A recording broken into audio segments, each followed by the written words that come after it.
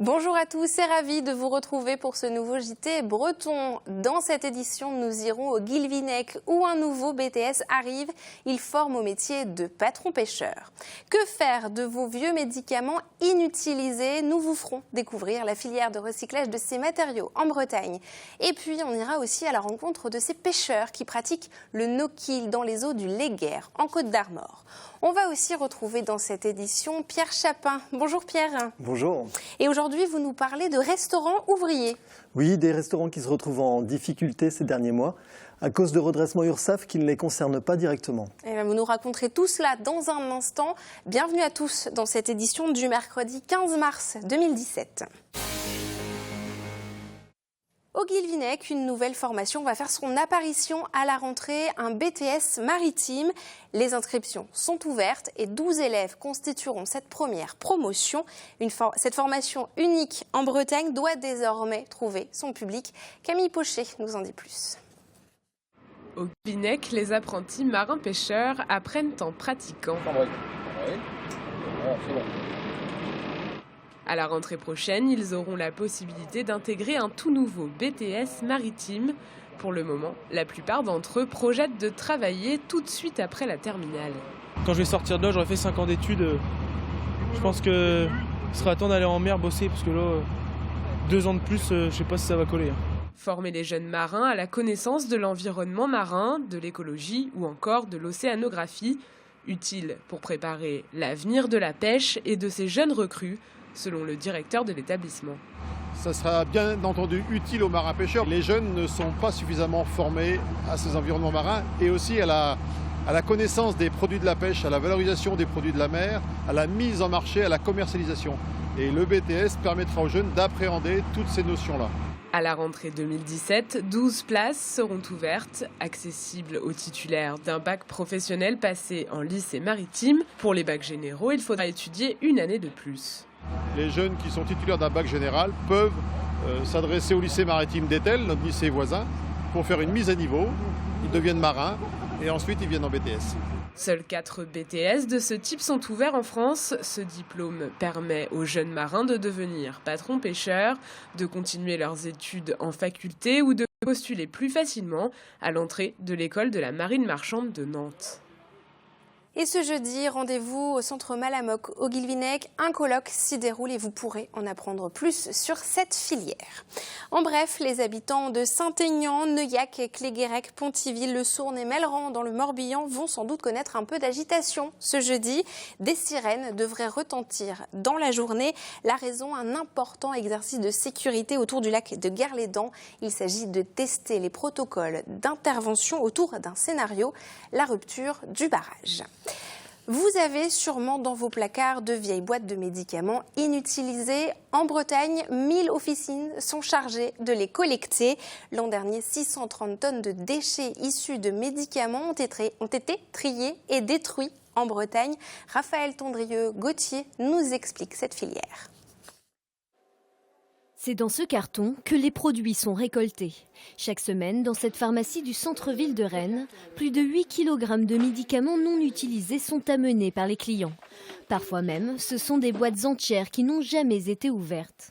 On a notamment des personnes âgées, ils sont complètement perdus dans leur traitement. Donc des fois, les boîtes reviennent complètement remplies. Des produits qui sont ensuite récupérés par le dispositif Cyclamed avant d'être entièrement détruits. En Bretagne, chaque habitant rapporte environ 193 grammes de médicaments. Des substances qui ne peuvent pas être réutilisées ou même données. C'est peut-être un peu du gaspillage, mais ce que l'on songe surtout, c'est d'abord la sécurité du patient. Et un médicament non utilisé, on ne sait pas comment il a été stocké. On ne sait pas, par exemple, il y a des problèmes de température, des problèmes d'humidité, des problèmes d'altération. Il pourrait même y avoir des problèmes d'empoisonnement. Et donc aujourd'hui, la meilleure solution, c'est de rapporter ces médicaments et de les faire rentrer dans le dispositif Cyclamed. Et si la Bretagne recycle de plus en plus ses médicaments, elle reste tout de même 10e du classement français. Contrairement aux apparences, ce sont surtout les habitants des grandes villes qui recyclent le moins leurs produits pharmaceutiques. Il est vrai que les zones rurales sont plus éco-citoyennes que dans les grandes villes, par exemple, où il y a plus de nomadisme, où il y a moins de relations de proximité avec l'équipe officinale. C'est vrai que et puis peut-être ayant plus la fibre aussi environnementale. Donc on essaye vraiment de toucher le plus grand nombre. En 2016, dans la région, 75 000 cartons comme celui-ci ont été détruits. C'est 2 millions dans toute la France. Mais attention, avant de ramener vos médicaments inutilisés chez votre pharmacien, vous devez vous-même recycler la boîte qui les contient. Et on va dès à présent retrouver Pierre Chapin pour le duplex. Alors Pierre, vous avez enquêté sur les restaurants ouvriers. Oui, et a priori, il y a pas mal de casses. L'UMI nous dit qu'il y a une dizaine d'établissements qui ont fermé leurs portes sur le bassin brestois ces 2 dernières années. Et ceux qui tiennent, eux, disent souffrir, avoir un chiffre d'affaires en baisse de 30 à 40% et avoir dû licencier du personnel pour tenir. Le problème, c'est que le gros de leur clientèle, les ouvriers du bâtiment, ont tendance à préférer les sandwichs avalés dans le camion plutôt qu'un repas dans ces établissements. Et alors, à l'origine de cette mauvaise passe, il y a un article du Code de la sécurité sociale. Oui. Alors il y a aussi la crise, il ne faut pas l'oublier, qui a touché durement les entreprises du bâtiment qui ont tendance à faire des économies. Mais il y a cet article de loi qui date de 2002 et qui est appliqué avec un certain zèle depuis 2 ans. Cet article dit qu'il faut une distance minimale entre le siège de l'entreprise et le lieu où est pris le repas pour qu'il soit exonéré de charges. Depuis 2 ans, donc, il est appliqué avec une certaine vigueur et certains chefs d'entreprise nous disent qu'ils ont été redressés à hauteur de 12 000 € pour 7 salariés seulement. Quand même, et que dit l'URSSAF ? L'URSSAF est un petit peu gêné sur la question. On a eu le président de l'URSSAF Bretagne, Yves Châtelain, sur la question, et il nous dit qu'effectivement le texte de loi est ouvert à de libres interprétations et pose difficulté. Il faut savoir qu'il y a eu une grosse mobilisation à la fois des restaurateurs et des chefs d'entreprise pour essayer d'arranger les choses. Les chefs d'entreprise, eux, veulent continuer à payer ce repas parce qu'ils considèrent que c'est un avantage acquis pour leurs salariés.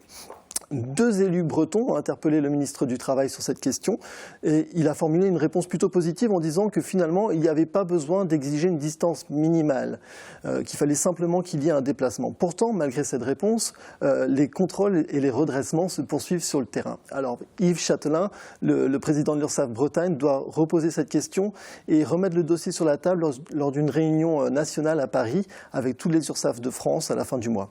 Merci beaucoup Pierre, en tout cas pour toutes ces explications. Et on suivra ce dossier avec vous et le Télégramme. Merci beaucoup. On part vers d'autres horizons à présent. Pêcher sans tuer, cela s'appelle le no-kill, une pratique que peuvent tester depuis ce week-end les amateurs de pêche au saumon près des eaux du Léguerre en Côte d'Armor. Le reportage de Mathilde Kemener.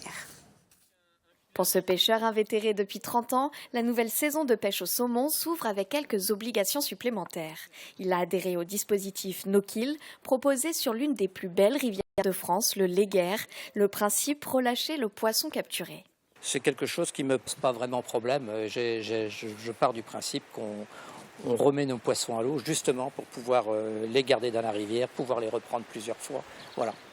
Il est tout de même possible de pêcher 49 saumons sur la totalité de la rivière comme auparavant. Mais une fois le seuil atteint, la pêche ne sera pas fermée. Ceux qui ont adhéré au dispositif No-Kill pourront continuer sans impacter la ressource. Le déclic, ça a été la saison, non pas la saison dernière, mais la saison d'avant. Une saison de pêche qui, normalement, est censée durer 3 mois, a été soldée en 10 jours et elle a généré beaucoup de frustration chez les pêcheurs et aussi beaucoup de frustration chez les opérateurs du tourisme puisque cette rivière amène beaucoup de pêcheurs touristes. Donc comment faire ?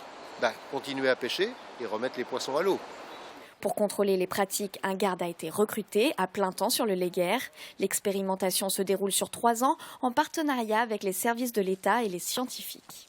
Il y a les gens de l'INRA qui nous donneront notamment la validation sur le fait que remettre des poissons à l'eau, ça n'engendre pas une mortalité supplémentaire au-delà des 49 poissons sur la rivière. En France, ce dispositif est une première selon l'association. Sur les 150 saumoniers, seulement une douzaine ont adhéré au dispositif. Ils ont jusqu'à la fin de la saison pour s'inscrire. Culture à présent et on pousse les portes du Centre d'art contemporain de Kerguéhennec. Dans le Morbihan, la nouvelle exposition met à l'honneur les œuvres de l'artiste franco-norvégienne Anna Eva Bergman et surtout les œuvres créées lors de ces dernières années sur la Côte d'Azur. Le reportage de Karine Chevrolier.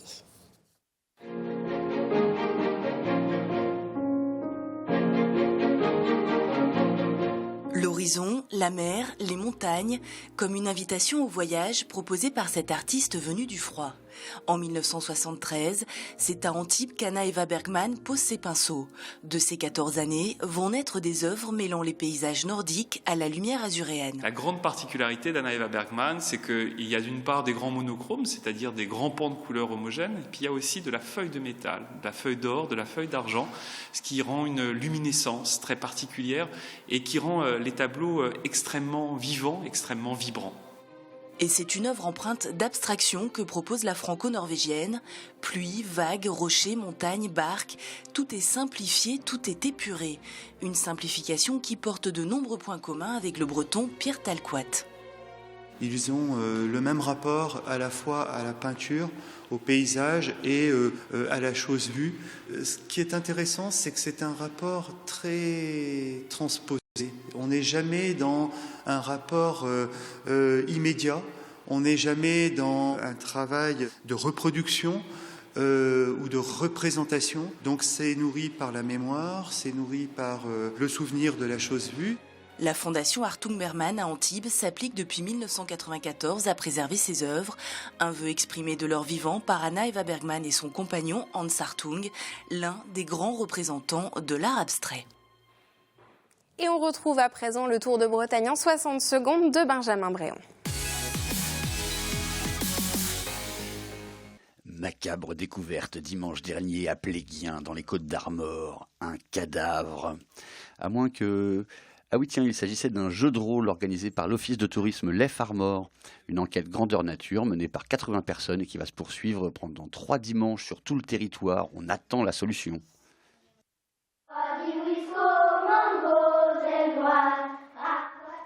Oui, les profs ont une drôle de dégaine, mais ce ne sont pas n'importe qui. Les Ramoneurs de Menhir, le plus célèbre des groupes punk à Biniou et bombarde de Bretagne, ont accompagné cette semaine les enfants de l'école Diwan de Saint-Brieuc dans l'enregistrement d'un disque de 3 titres.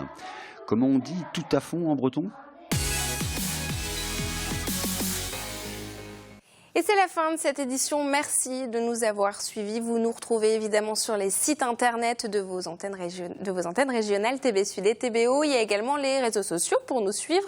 On se retrouve demain à 19h pour un nouveau point sur l'actualité régionale. Très bonne soirée.